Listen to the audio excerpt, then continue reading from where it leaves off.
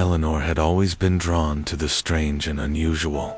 As an art restorer, she had spent years breathing life into forgotten masterpieces. But when she received a peculiar assignment or in a 17th century painting that had been locked away in a private estate, she felt a creeping unease. The painting was an oil portrait of a regal woman in a crimson gown. Her expression was eerily lifelike, her gaze heavy with something almost sentient. Oddly, the background of the painting was shifting, the brushstrokes seemingly rearranging themselves when no one was looking.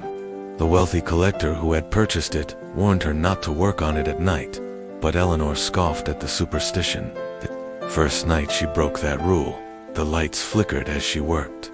She swore she heard whispers slithering through the dimly lit room, but no one was there. Then, she noticed something impossible. The woman's hand in the painting had moved. Her fingers now curled as if beckoning Eleanor closer. Convinced it was a trick of exhaustion, she left. But when she returned the next day, the painting had changed again. The woman's lips were now parted, as if she were about to speak, and the background, once a vague, shadowy blur, had taken the form of a grand, ancient hall. That night, Eleanor gave in to her curiosity. She set up a camera to record, then stood before the painting. "What are you?" she whispered. The moment the words left her lips, the painting rippled like disturbed water. A chill wrapped around her throat as if unseen hands were tightening. The footage revealed something. Horrifying, Eleanor herself had appeared in the background of the painting, standing just beyond the woman's shoulder. Terrified, she tried to leave, but the studio door wouldn't budge. The lights dimmed, and the woman's eyes in the painting shifted, locking onto Eleanor with unnatural intensity. The recorded whispers became a deafening chorus. Voices pleading, warning, calling her name. Then, the woman stepped forward, not in the painting, but into the room. The fabric of the canvas peeled away like melting wax as she emerged, her gown trailing behind her like spilled blood. Eleanor stumbled back, but unseen forces held her in place. The woman reached out, her fingers grazing Eleanor's cheek. A forceful pull yanked her forward, and Eleanor's scream was swallowed by darkness.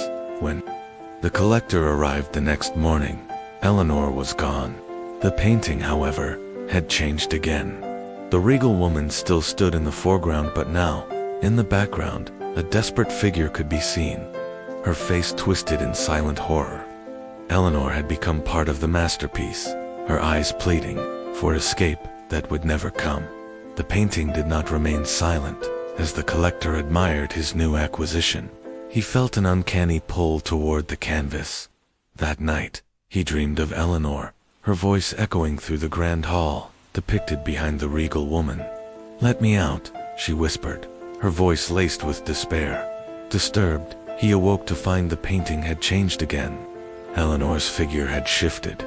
Now, she was reaching out, her fingertips pressing against the inside of the canvas, as if testing for a way through.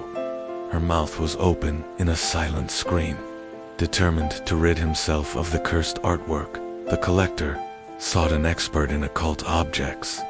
A man named Victor Lorne, an antiquarian with knowledge of haunted artifacts, arrived to assess the painting.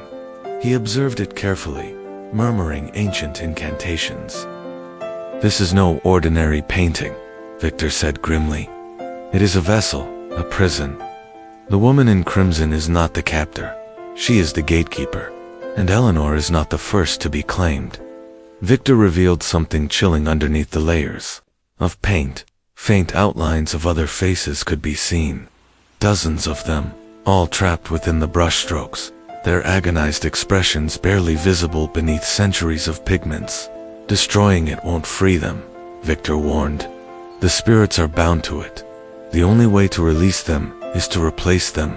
Someone else must take their place." The collector recoiled at the idea, but Victor was unshaken. "If we do nothing, the painting will claim another, before long. Perhaps you." That night, as the collector pondered the moral weight of his decision, the whispers began. At first, they were soft murmurs. Then, they grew more insistent. Eleanor's voice rose above the others. Please, she begged. Do something. Sleep-deprived and desperate, the collector devised a plan. He would lure someone unsuspecting, a thief, a drifter, anyone. But, as he looked into the eyes of the painted Eleanor, guilt clawed at him. On the third night, the painting made the decision for him. The collector awoke to find himself unable to move, his body paralyzed by an unseen force. The regal woman in the painting had stepped forward once more. The canvas stretched and distorted as she reached for him. He tried to scream, but no sound came. The last thing he saw was Eleanor's face, her expression sorrowful, yet relieved, as the darkness swallowed him whole. The next morning, the painting had changed again. Eleanor stood in the foreground now, her expression composed, and in the background, among the dozens of lost souls, a new figure had appeared, the collector, his eyes wide with eternal horror. Thanks for watching, and subscribe my channel.